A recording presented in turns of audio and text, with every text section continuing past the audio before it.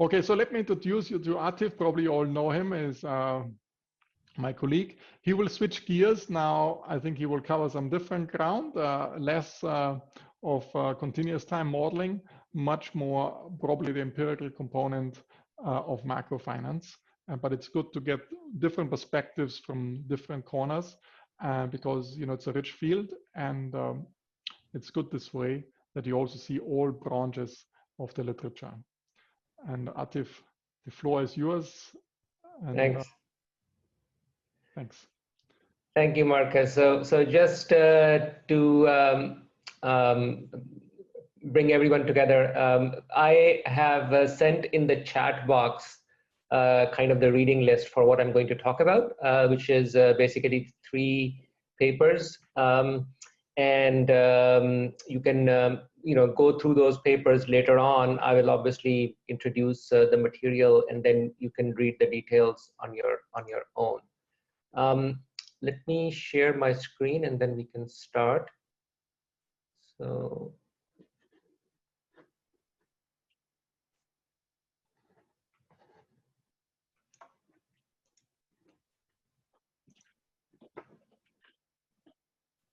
okay, can everyone see the slides? Yes. Okay, very good. So as Marcus mentioned, I'm going to talk about empirical macrofinance. By the way, let me just say, I'm very excited to talk to so many of the future macrofinance scholars. So I hope there is something useful you get out of this. This is a field, broadly speaking, macrofinance, that has really, excited me, interested me a lot over the past decade or two. And I think there's a lot more to be done. I'll try to frame that broader conversation a bit in the beginning as well. But, just a sort of a big push for all of you who are naturally interested in macrofinance. There are many interesting questions that obviously intersect the macroeconomy and the field of finance. So, please keep at it. And I think I look forward to many of you working in this area. Let me try to, first of all, frame macrofinance more broadly in sort of 2 bins. I like to think of it that way. It helps me at times. The first bin is to think of the ways macroeconomy connects with the financial sector at sort of the business cycle frequency. So that's where a lot of the work, a lot of the stuff that, Marcus has done, other people have talked about, a lot of my own work in the past, it deals with that, right? So think of all this literature on crises, the 2008 and others. Think of Bernanke, Girdler work, and so on. A lot of this is about, how these financial linkages with the real economy are important for understanding the business cycle. And you over the course of these lectures, I'm sure you have seen a lot of this work. So that's one area of macrofinance, very important and very influential work, obviously. The other area or bin of macrofinance is not to talk about the business cycle, but to focus on the long run, secular changes in the economy and how the real economy interacts with the financial economy over the longer run. So think of that as understanding secular trends in the macrofinance space. There is relatively less work in this bin or compartment of macrofinance. And so that's the piece I'm going to push on today in this lecture, partly because, as I said, traditionally we have focused more on the business cycle aspect of macrofinance. So first of all, today, everything I'm going to be talking about is going to be talking about macrofinance in this longer run secular sense. So that's point number 1. The other, going back to the business cycle macrofinance literature, I just want to highlight that on the empirical, the empirics of that, if you want to get a sense of some of the literature, at least my framing of this literature, there is a sort of a primer or a review piece that we wrote for the Journal of Economic Perspectives. I've sent you the link for that. That's the first paper on the reading list. So again, when you have the time, you can go back and read that paper. Hopefully that will summarize some strands of the empirical literature on the business cycle linkages in macro finance. But again, I won't have time to talk about that today, so I'll put that aside and come back to the focus of our conversation, which is macro finance in the long run.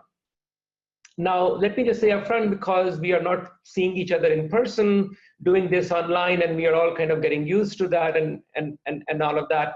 But it's very important for me to get a sense of, if I'm making sense or not. So if you have any questions, please feel free to interrupt, and hopefully we'll figure out a way to manage the process along the way. All right, so how to think of macro finance in the long run?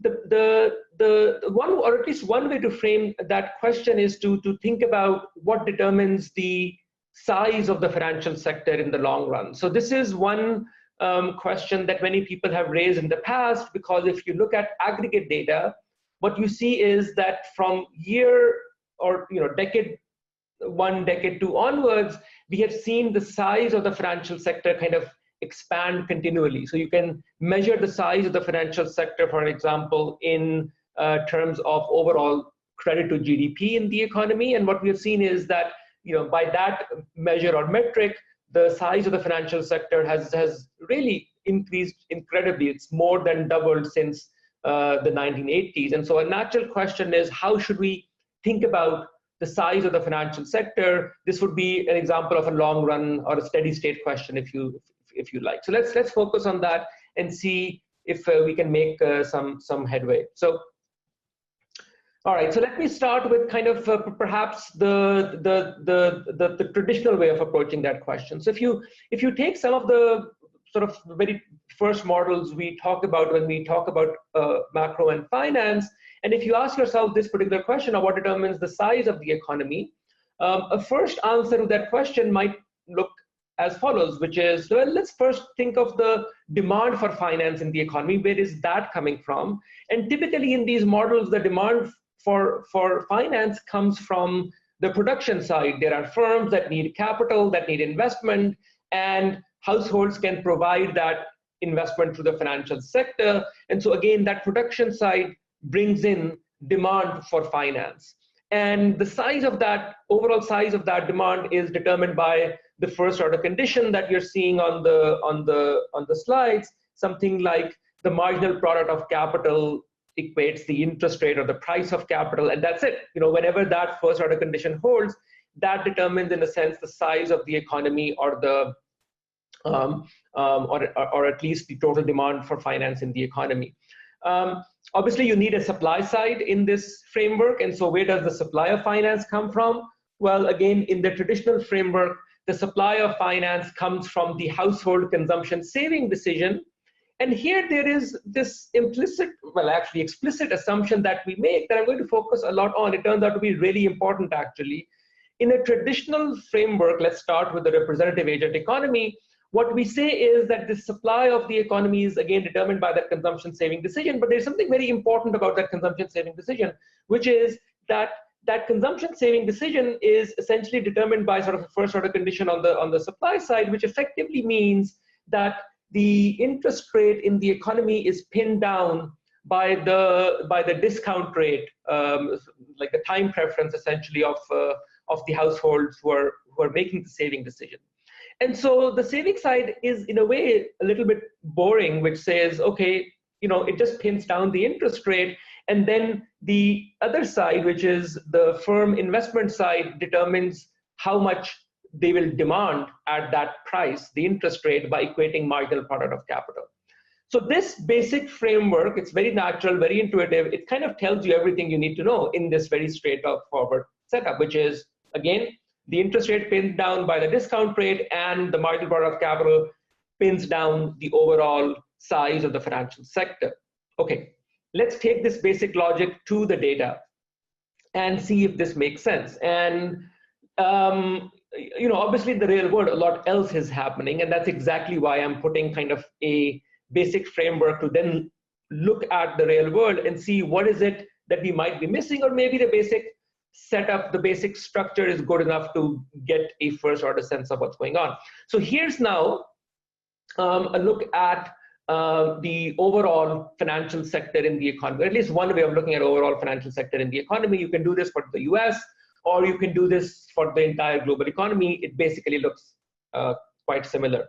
So the first order facts are what you're seeing on the slide here, which is the very first thing I've already mentioned, that if you look at the overall size of the economy, that's why I was saying it's kind of doubled over the years in terms of overall credit to GDP. So we are seeing a lot of finance being intermediated for sort of a unit of output over time, a lot more for the unit of output over time.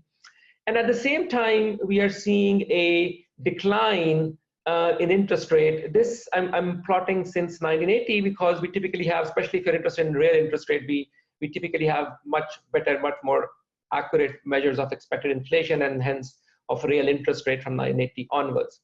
But the basic fact I want to focus on here is that the size of the financial sector has sort of exploded since 1980, while the price of credit, or the price of finance, if you like, which is the interest rate, has fallen steadily over this time, so much so that today it is, in real terms, it's actually below zero. So these are the basic facts. Now you can go back to the framework that I was talking about earlier. You can say, aha, it makes perfect sense. That's exactly what I would have expected. Interest rate, I may not know the reason. Maybe the world has become more patient, or there are better ways to manage risk, and so the effective discount rate has gone down. You can certainly argue that's what has happened over time. And then you'll say, well, this framework fits perfectly because the price of capital R has fallen. And obviously that means that marginal product of capital will be lower, which means more capital can be absorbed in the economy. And so everything is hunky-dory and we have nothing else to explain. We are done. And so we can kind of end this lecture at this point.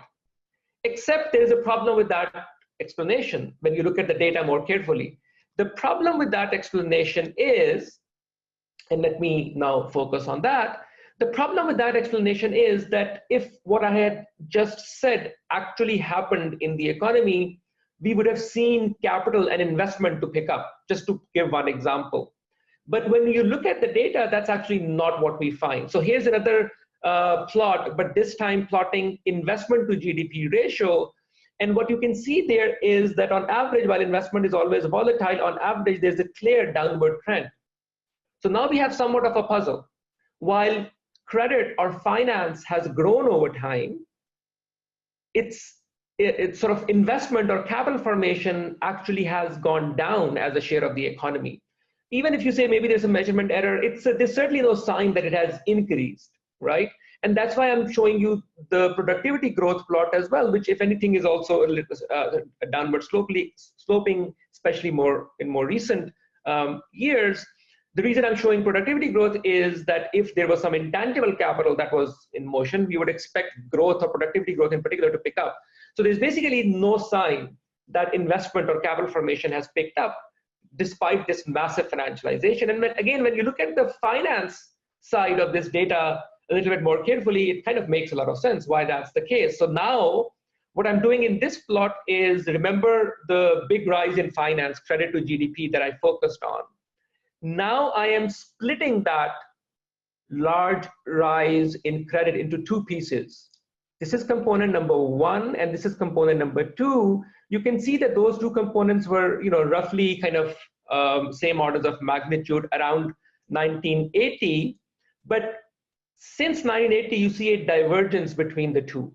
And in particular, this big rise in overall credit, sometimes people call that financialization of the economy, it's really not driven by the first component. It's largely driven by the second component. So what is that component?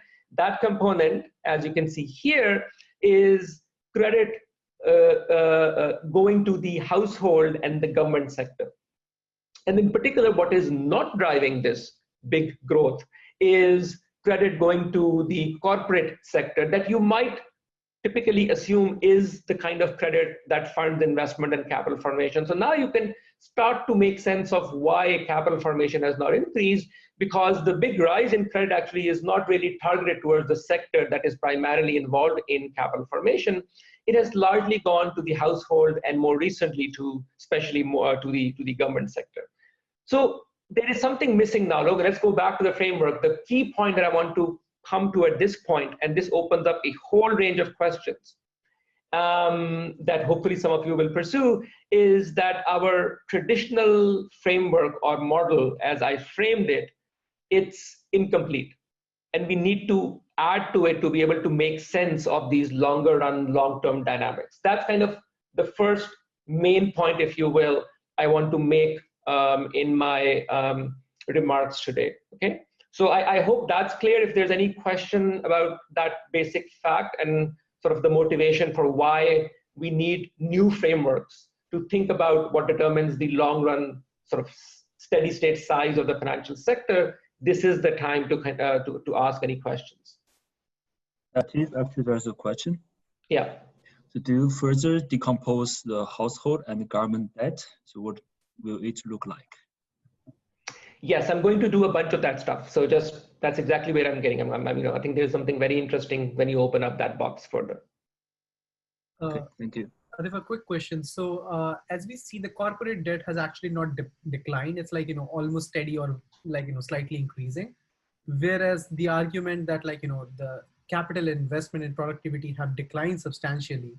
Like, how does that square up with the fact that corporate debt has actually not declined? Like, it's almost constant.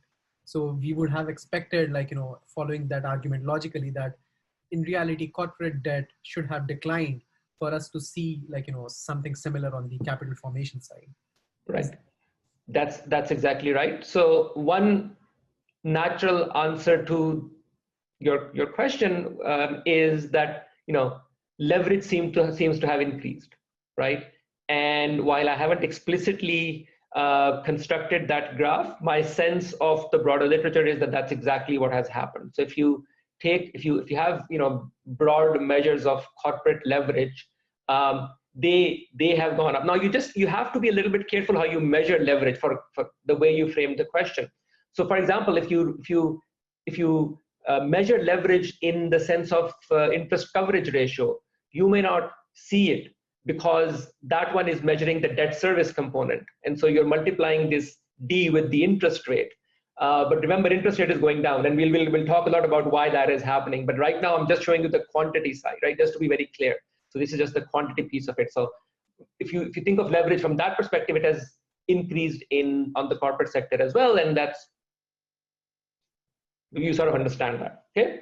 But that's an excellent question. That's exactly sort of what I want everyone to think about. Like when you look at data, what might be behind it, right? So in this case, obviously, this is a combination of leverage and sort of what is happening to the price of credit, which is the interest rate. All right. Should we move on?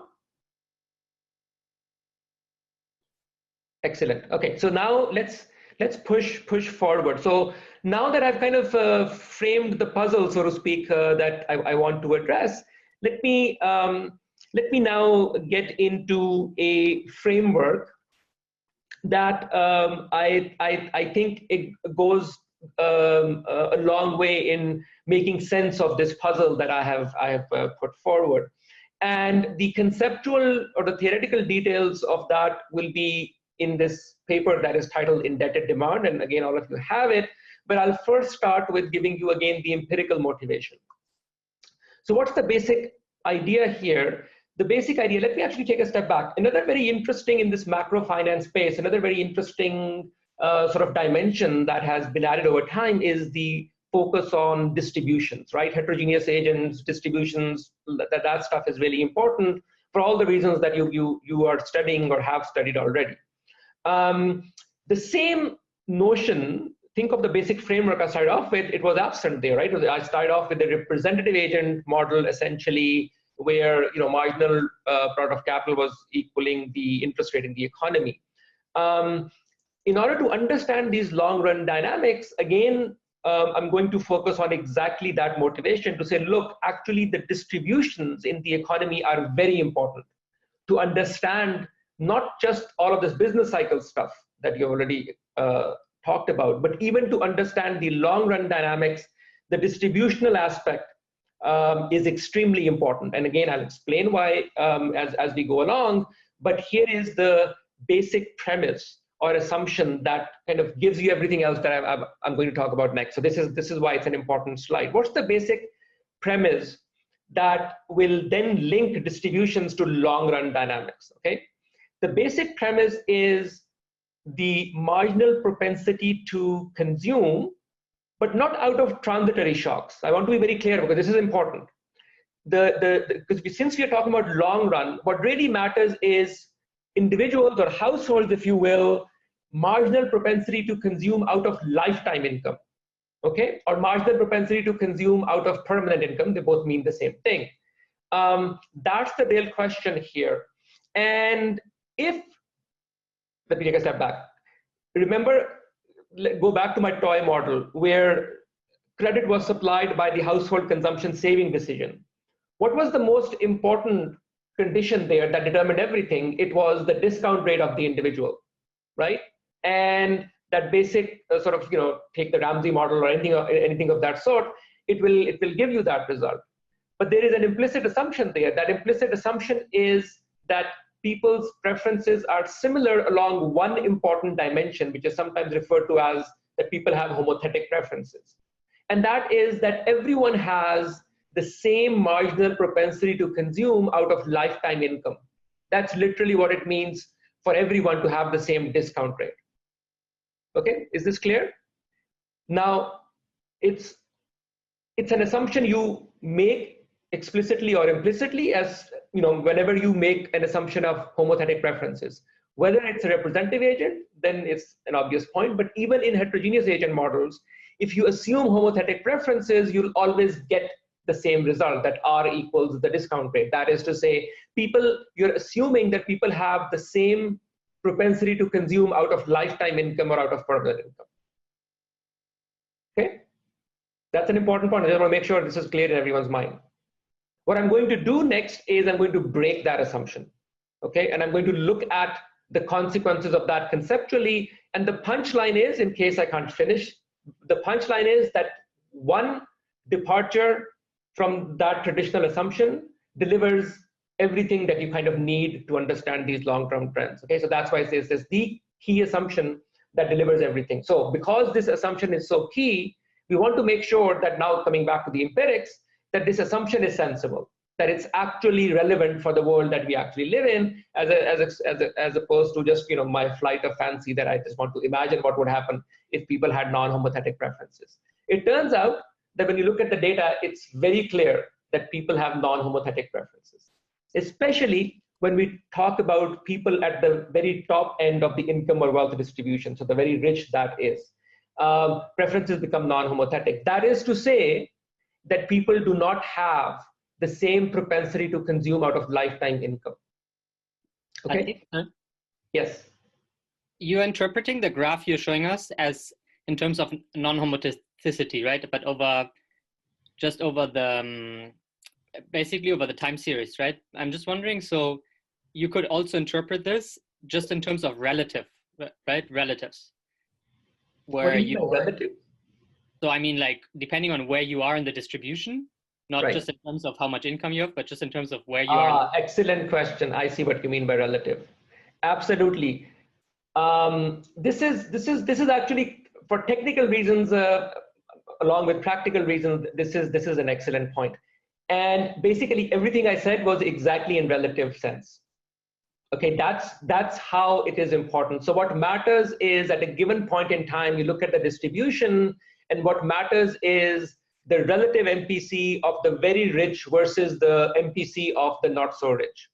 Okay, so for example, you could argue that today the median person in the US is as rich as kings living in, I don't know, medieval times. I don't know if it's true, but let's say if it were true. That's not the comparison we are trying to make. What we are saying is that in medieval times, kings had a much lower MPC, or a much higher saving rate, which is what you're seeing on the graph here, relative to the people living in their time. Okay, that's the key question of interest, and that's what drives everything in the model. And so coming back to the modeling side of things, for that reason, you're exactly right that you have to be careful that the way you model preferences have, you kind of normalize things by the aggregate, some measure of the aggregate when you're measuring individual income. So that's true. So that's true. And maybe it is something, it kind of feels natural, right? Something about the human, at one level, I think, let me just come back, that it sort of if you think people care about things like status and so on, the price of that will obviously depend on the aggregate income of the time you're living in. You don't care how much people earned 2 centuries ago. And so anyways, but great point. That's exactly what I mean when I talk about heterogeneity. So Atif, a quick follow-up on that. We know from like prior literature by Carroll and Kimball and so on that concave utilities are enough to get different MPCs on the wealth distribution, right? So why do we need this additional layer of non-homotheticity, the special term in the utility, to generate different MPCs? Why can't we just deal with concave utilities and be like? Because again, the focus is on lifetime income, and there is MPC out of transitory shocks and MPC out of permanent shocks. And because I'm interested in the long run. So any model, even of that variety, that has homothetic preferences, that is not going to deliver you the result that I'm going to show you. Well, I don't know if I have time to show you the theoretical result, but take my word for it, and you can read it. But that's exactly why I focused on the definition of MPC is very important. There are other frameworks that can give you differential responses to the transitory shocks.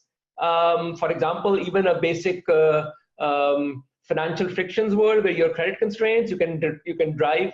That's not what I'm focusing on. So that's precisely why I'm focusing on this distinction, because it's very important.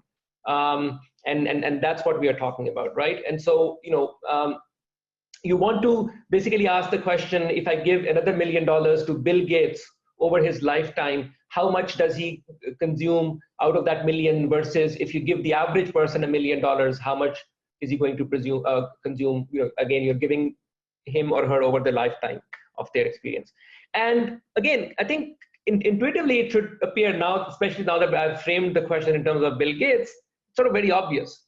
There's only so much Bill Gates can, or perhaps even wants to consume during his lifetime. And so a lot of what people end up doing is actually goes into savings, the rich, that is, okay? And here is some evidence from, this JPE paper by Dillon et al., where they explicitly try to measure not MPC out of transitory, but permanent income. You see these trends. There is, Ludwig Straub's job market paper, he does that carefully. He finds exactly the same pattern. Here's another more recent study from Norway using administrative data, finding similar kind of patterns.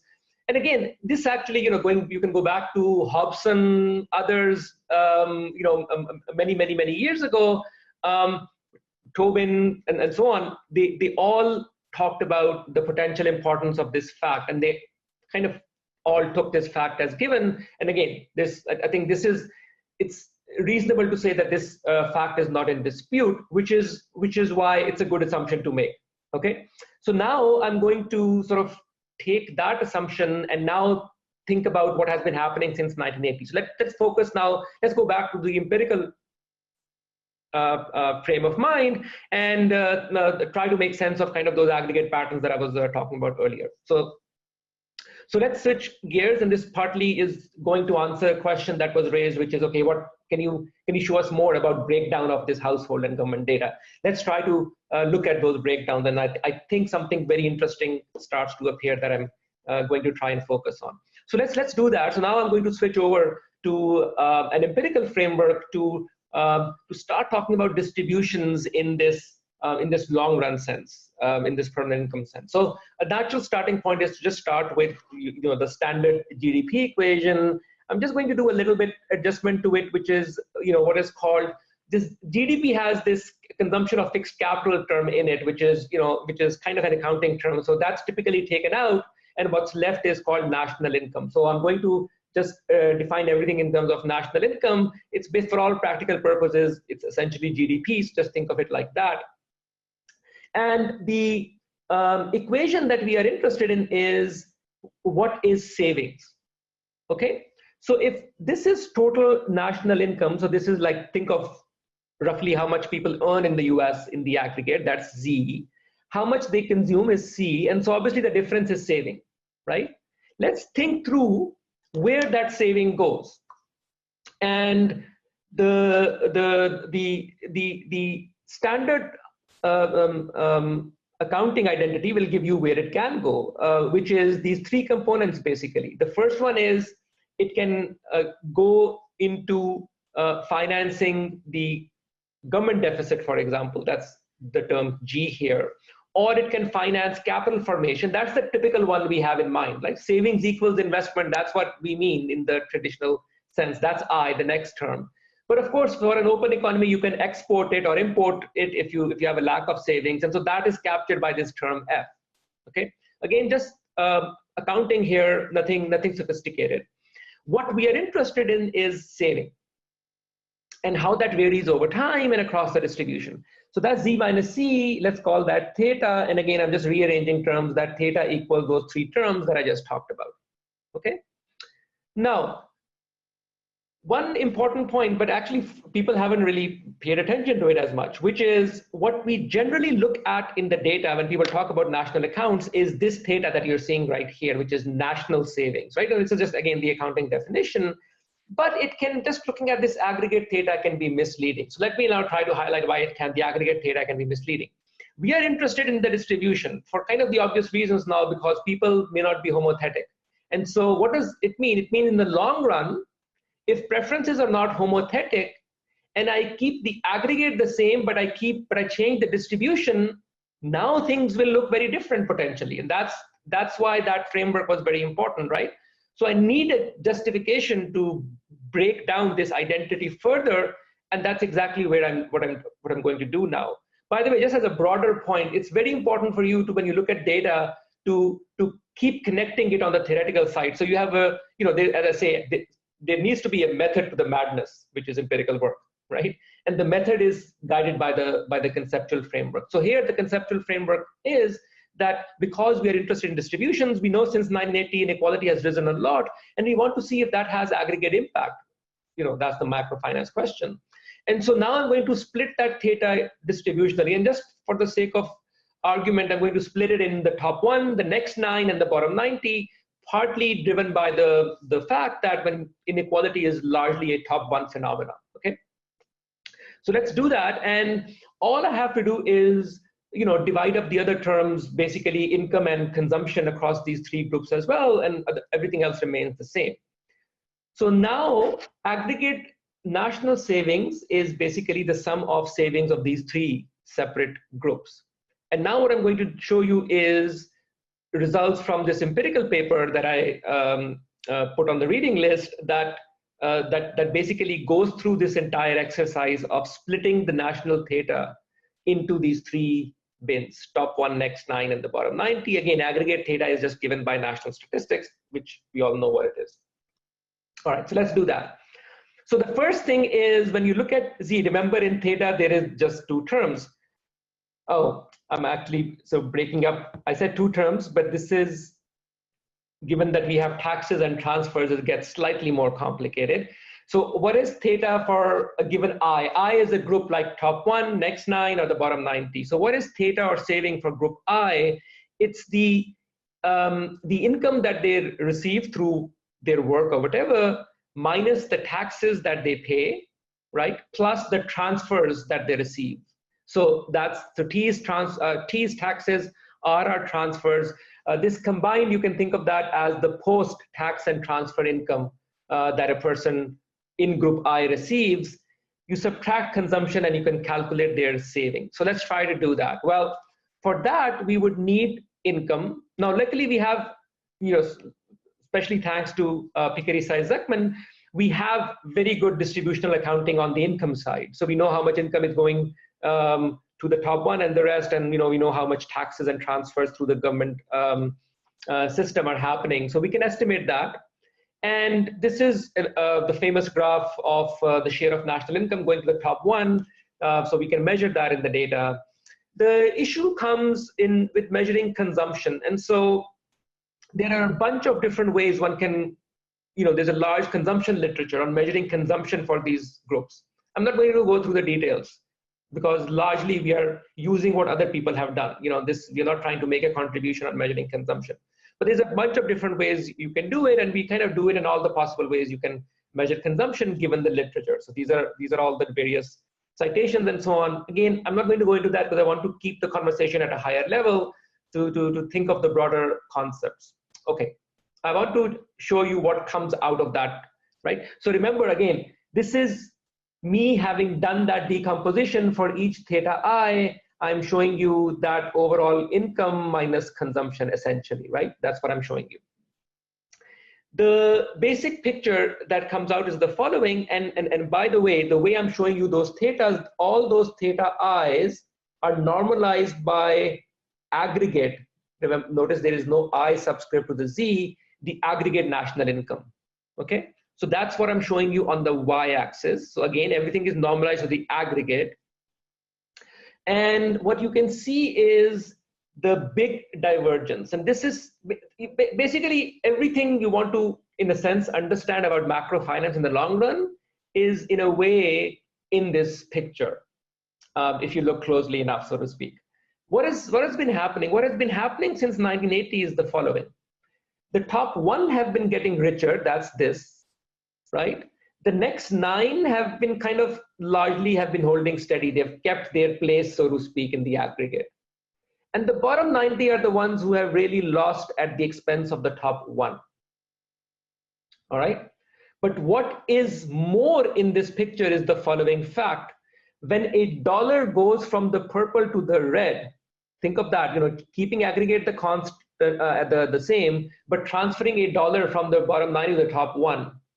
When the dollar is shifted to the top 1, they don't consume it at the same rate, again, in a permanent sense, right? This is a lifetime dollar I'm shifting. In a permanent sense, they don't consume the same as the bottom 90, but they consume a lot less. And it is that force that is the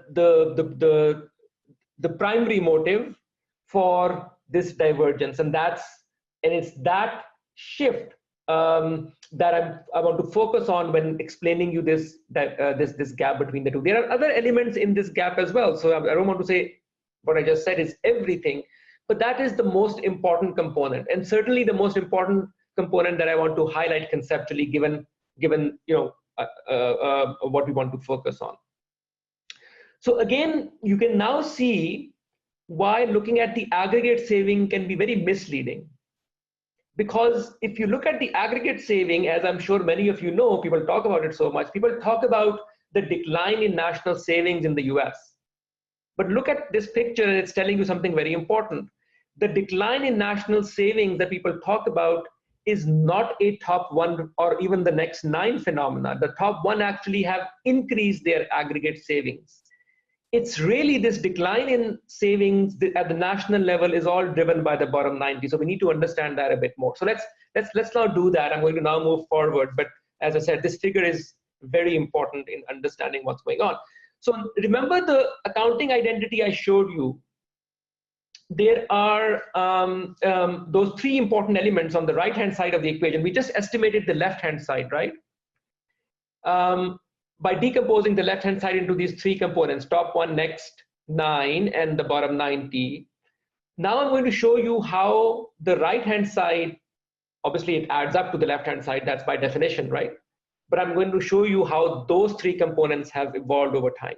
And for illustrative purposes, I'm going to only focus on the top 1. So this one, the red line is what I'm going to, this is the same line, I'm going to show it again on the same scale. And now look at those 3 components. There was investment, current account, and government deficit, if you remember. And what you can see is, the question I want to ask is, this is what we are going to call saving glut of the rich, right? The top 1% saving over time. This is what we are calling the saving glut. And in particular, the glut piece is this additional savings over time. The key question is, given that accounting identity, where is it going? It could have gone into investment given the equation, but look at where I've already shown you that investment actually is going down. So if anything, investment is actually contributing to a glut of its own, right? That in a relative sense, so the saving glut of the rich is not being absorbed in the aggregate in investment. That's kind of obvious. What about current account? Again, no big surprises. It's actually going in the opposite direction. As everyone knows, countries like China have been sending money into the US. So the savings glut of the rich, by that fact, cannot be used by people outside, because if anything, they are actually sending more money into the US. And so that's not going to cut it. So then the question is where, and in fact, just to again put the magnitudes in order, people talk a lot about global savings glut, right? That's again the current account picture. I'm just flipping the sign. I just want to show you or emphasize here that they are on the same scale. So the savings glut of the rich that I'm highlighting here is of the same orders of magnitude as the global savings glut in relative to the US that people have talked a lot about. So I just want to highlight the scale of this. It's a very important kind of magnitude that we are talking about. All right. So we have seen this term rise since 1980. That's the savings glut of the rich. I just showed you it's not being absorbed in investment. It's not being absorbed by sending it abroad. So where else can it go? Well, it can go into government deficit, or this is kind of flat, we already know that, so it's not going there, or it can be absorbed as borrowing by the bottom 90. And that's basically the answer, that the savings glut of the rich has not gone into here or the other piece, but it's actually gone into these two components. First, it's gone into financing consumption of the bottom 90, and the other place it has gone to finance government deficits, which is this term right here. Okay, and since we have the data, we can actually do the full accounting. So now let me show you what you see when you do the full accounting. This is the full accounting. Saving is a flow, so I'm going to aggregate all that saving from 1983 onwards and show you what the aggregate, this accounting identity in the aggregate cumulative sense, what it looks like. That's this graph. So it kind of summarizes everything. Okay, it's basically again that accounting identity, but not I'm showing that cumulatively from 83 to 2014 when some of this data ended in our study. So this, first of all, is the size of the saving glut. You can see how large it is. As I said earlier on, it's of the same orders of magnitude as the current account deficits that the US has been accumulating over this time period, right? But they both have the same sign, that is to say the top one is not being absorbed by, these bars need, because of the identity, they will balance out, right? So they balance out to zero. But notice even the investment is going in the same direction. That's again, the fact that investment has gone down as opposed to going up, right? Again, this is the integral of the change in all of these components from 1983 onwards. So the savings glut and the next 9 basically have not saved or dissaved relative to 1983. And so they are kind of where they used to be. So all of this additional, the key thing that is driven by inequality is the top 1% savings glut.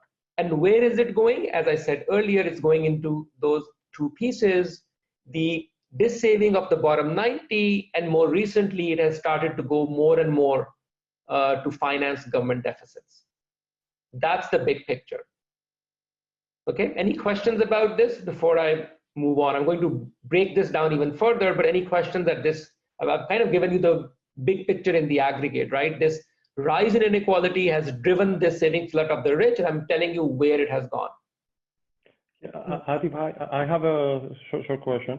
So basically from this, we can say that it is domestic rich US savers funding the deficit of the US government, not China, not foreign investors? Excellent question. I will do the decomposition where I will show you exactly. The short answer is they have been financing part of it, but not all of it. There is, of course, a component that is being financed by China as well. But that's where I'm going next. I'm going to show you the full decomposition. So I give you an exact number, how much is coming from China and how much is coming from the top one. Is that clear? Yep, thanks. Okay, that's an excellent question, because that's exactly where I want to go next. Okay. Atif, I think one more question. Go ahead. Sorry. Yeah. Is this a US phenomena, or it is a global phenomenon, like Europe and Asia? You see the same kind of thing where rich is saving a lot. Excellent question again. This is partly why I'm doing this. So I hope some of you will take this internationally and do this for other countries. It's a lot of work to do this. I'm starting to do some of it. And so, for example, actually someone did this for Australia, and they basically found the same picture for Australia. There's a very nice book actually by Michael Pettis and Klein, which essentially argues that we have very similar patterns in China and elsewhere, so more international. So you should read that up. But yes, I think I'm only going to talk about US because that's what we have done. But it's a super important question, and I hope some of you will kind of dig into that. Sorry, very quickly, which book are you talking about? Which book are you talking about on China topic? It's called Trade Wars Are Class Wars. Got it. By Michael Pettis and I'm forgetting his first name, Klein. His last name is Klein. Okay, let me come back to the measurement of savings and just talk briefly about one important methodological point, which is everything. Remember how I measured savings? I measured savings using the income consumption approach, right? Income minus consumption. And I also talked about measuring consumption is very hard, right? So it would be nice if there is a completely independent and different way of measuring savings. And it turns out there is. So there is a conceptual mapping between measuring consumption, using income approach, which we just did, and measuring saving using the wealth approach, which I'm going to talk about now. All right. What is that? But it's basically the first equation you're seeing. Saving equals what I showed you before, post-tax transfer income minus consumption, but I can also write it down using the intertemporal budget constraint of the household. That's what I'm doing. That is what I'm doing here. Okay. The intertemporal budget constraint of the household means that whatever I am saving will show up in my accumulated assets. That's it. It's a very simple way of framing it, right? It should be very straightforward. I'm saying that there is no hidden a notion here. Whatever you save will end up showing in your assets. So another equivalent way of measuring savings is, let's just look at someone's assets, and the accumulation of assets will tell you exactly how much they have saved. And so since we can measure wealth across the distribution as well, we can do this exercise as well. And when you do this exercise, the bottom line is you get essentially the same picture, right? So this is the same picture as before, but now done using the wealth approach. Let me say a couple of, since this is an empirical lecture, there are some very subtle but very important and interesting problems. It's not straightforward actually to measure it through the wealth approach. And the reason is that the wealth approach, again, once you do the math, kind of it boils down to this equation. Again, very intuitive. What is it? The issue is that if you want to measure somebody's savings, you cannot simply look at their wealth from T to T minus 1, which is this term here. That includes the valuation effects. And valuation effects are not savings. I want to understand the flow that has gone through the income into the wealth. And so you want to subtract the valuation effects, which is the valuation given the wealth in T minus 1. Okay? This is a serious exercise. Let me just tell you quickly why, and then the details you have to read the paper. It's not an easy exercise. Why is it a serious exercise? Well, this pie is not straightforward. Let me give you an example. You might, let's say I only invest in S&P, and you might say, well, that's very easy. If you only invest in S&P, I know your total S&P in T minus 1. All I need to do is look at the gains in S&P from T minus 1 to T, and that's pi. I just subtract the capital gains, and if you have accumulated more than that, that's your saving. Is that clear? That's what this equation is saying, right? Change in wealth minus the valuation effect. But if you did that, the answer you get will be wrong. That's very important to know. Why would that answer be wrong?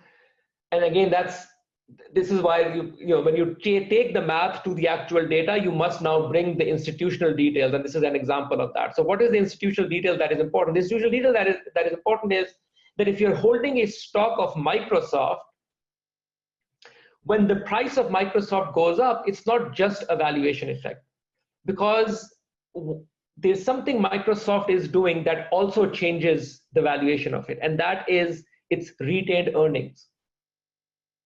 Those retained earnings are savings done by Microsoft on the behalf of their shareholders. Essentially, in our context, that's what it means. And most importantly, over the last decade or two, corporate savings done through this channel has really skyrocketed. All this discussion about buybacks and so on, it's all related, right? The amount of cash that Apple and Microsoft of the world are holding is enormous. And so you cannot ignore that. And you cannot subtract it as a valuation effect, okay?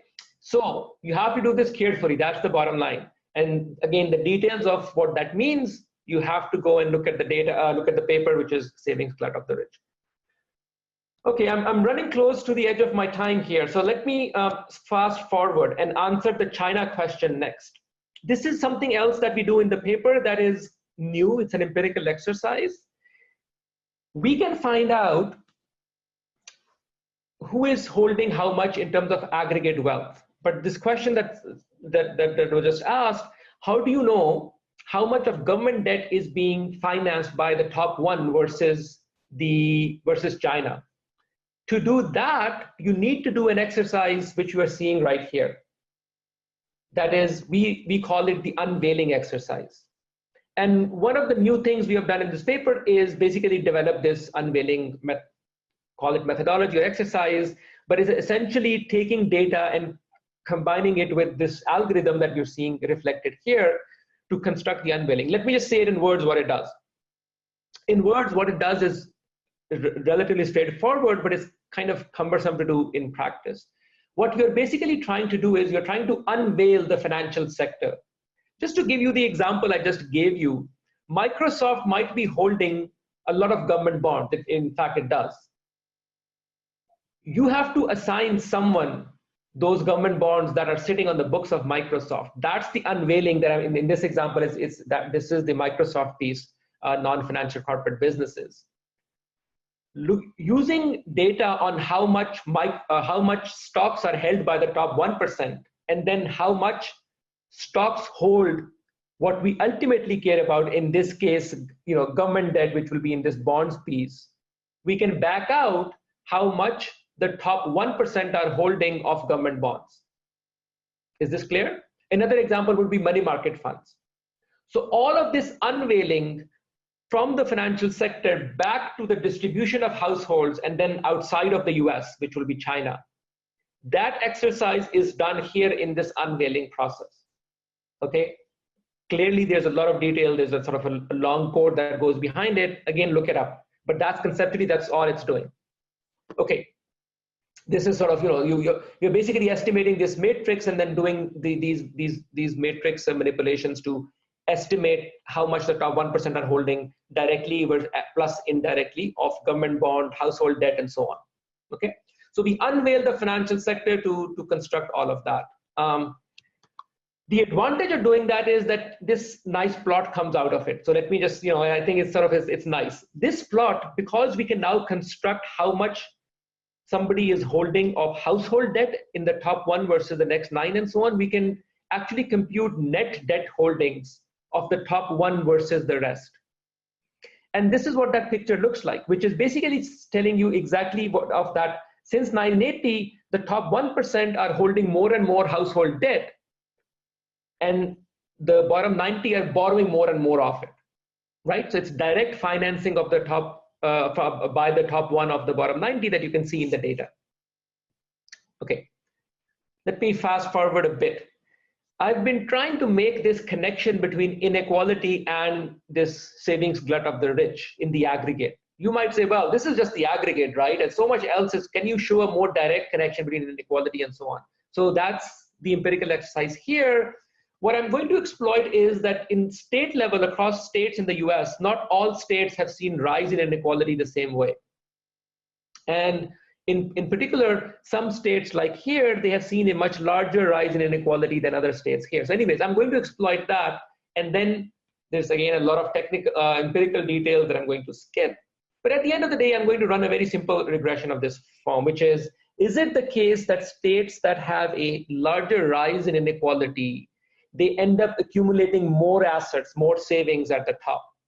Okay, that's it. That's the basic question that I'm interested in. And as always, the best empirical results are those that can be shown graphically in a picture. So let me show you that picture, and then I'll close with that. What you see is a very strong relationship between rise in inequality and there's some IB stuff and so on. If you're worried about some mechanical relationships and so on, again, those details are in the paper. But at the end of the day, when you do all of this, there is a very strong relationship between rise in inequality across states. So each dot is a state here, as you can see. The more unequal a state becomes, the larger is the accumulation of savings at the very top, which is accumulation of wealth essentially at the very top. And that's exactly what we are calling savings glut of the rich. Interestingly, you see no such relationship for the rest. So all of this accumulation of wealth is basically driven by the top, which is exactly what you would expect given all of that logic of non-homothetic preferences. Let me close. I didn't have time to talk about the theory, which I think is really interesting because it changes, again, by theory, I mean only adding this non-homothetic piece to otherwise traditional framework. It changes the way we think of fiscal policy, monetary policy, the way you think of financial liberalization, and obviously the way you would think of rising inequality. And the reason for that is that the basic idea, what we call indebted demand, is that once you add an excuse for people to lend and borrow to each other, if the people you're lending to, in this case bottom 90, if their income is not as high as it used to be, but you're making them borrow in a sense, interest rate has to fall because otherwise you don't have an equilibrium. So it's the demand side, that's why it's called indebted demand. It's the consumer side. If you want them to borrow more and more, the only way you can do that is for the natural rate of the economy to go down. So this is a framework that basically is linking fundamental or structural forces like inequality in the example that I just talked about to what are considered to be the fundamentals of the macroeconomy, in this case, the natural rate, the natural interest rate, right? R star, as it is sometimes referred to. Often we take R star as kind of given, right? In that sense, it's the fundamental of the economy. But this framework that I just introduced to you, in this framework, that R star is not exogenously given, but that R star is actually itself a function of this deeper structural parameter, which is distribution or inequality in particular. And what happens in this model, now again, you'll have to read the theory paper for that. What happens in this model is that in an economy, if you change the distribution of permanent income, it changes R star. And in particular, R star starts to go towards zero. And the problem is, of course, that when it gets too close to zero, we have all kinds of problems. And you know that, right? Zero lower bound and all of that. So that's where we get into all of this discussion of potential traps. So we talk about debt traps that can arise in the economy, where rise in inequality, everything else is fine in this economy, but rise in inequality puts the entire macroeconomy in a debt trap with R star being too low, and the economy falls into a debt trap and it has a hard time getting out of that. So all of that conversation, all of that discussion is in the conceptual framework that we have in the companion paper that unfortunately I don't have time to talk about, but it's very simple and straightforward. And I think you will have an easy time kind of following that literature. So anyways, again, thank you very much. I know I've taken all of the time that we had. If you have any questions, I'm very happy to answer them. Everything depends on how much time Marcus thinks we have. Marcus, over to you.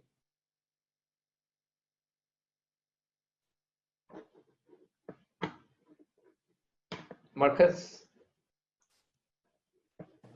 Let me see whether Yuli is already here. Let's take a few more questions and then we have to give these guys a break too. Okay. Let's take 2 questions. Any questions? Atif, can I ask a quick question? Yes. So this the model is based on MPC out of permanent income, but I'm just curious to know why did you not think about it as MPC out of current income and then also track it over time? So have both the time dimension and the cross-sectional dimension. Well, for 2 reasons. The first one is that MPC differences, if out of transitory income, kind of by construction, they would wash out in the long run. So if you're interested in the long run, in a steady state sense of the word, that stuff will not matter. You're right. Now there's another version of your question, which is, well, everything, and you're absolutely right, everything I've said is in terms of steady states. The transition dynamics there's a little bit more in there. Think about transition dynamics. So for example, higher inequality leads to a fall in interest rate, but in a steady state sense, you might wonder what happens in the transition path.